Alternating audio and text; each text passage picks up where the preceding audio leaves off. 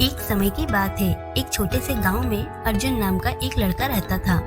अर्जुन को नई चीजें सीखने और दुनिया को समझने का बहुत शौक था।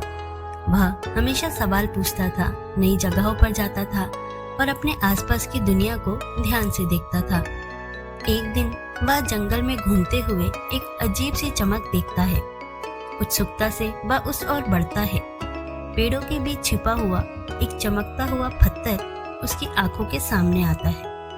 वह पत्थर बाकी साधारण पत्थरों से बिल्कुल अलग था।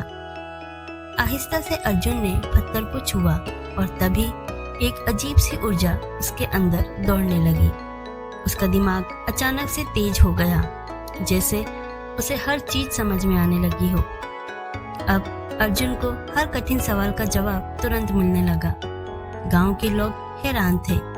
अर्जुन एक साधारण लड़के से एक चमत्कारी बालक बन गया था। दूर दूर से लोग उसकी बुद्धिमत्ता देखने आने लगे। लेकिन धीरे धीरे अर्जुन ने महसूस किया कि वह अपनी मेहनत को छोड़कर सिर्फ उस जादुई पत्थर पर निर्भर हो गया है। अब कुछ सोचने और सीखने की कोशिश नहीं कर रहा था। और फिर एक दिन पत्थर की चमक कम होने लगी। उसकी शक्ति धीरे धीरे खत्म हो रही थी। अर्जुन घबरा गया। उसे समझ में नहीं आ रहा था कि अब वह क्या करेगा। बिना उस पत्थर के क्या वह अब भी तेज दिमाग वाला रहेगा? अर्जुन उस पत्थर के पास वापस गया।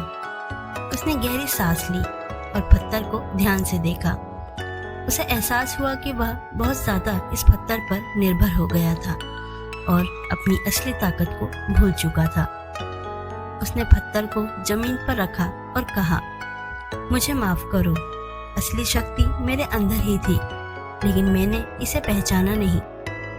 तभी पत्थर से हल्की रोशनी निकली और वह धीरे धीरे गायब हो गई। अर्जुन मुस्कुराया।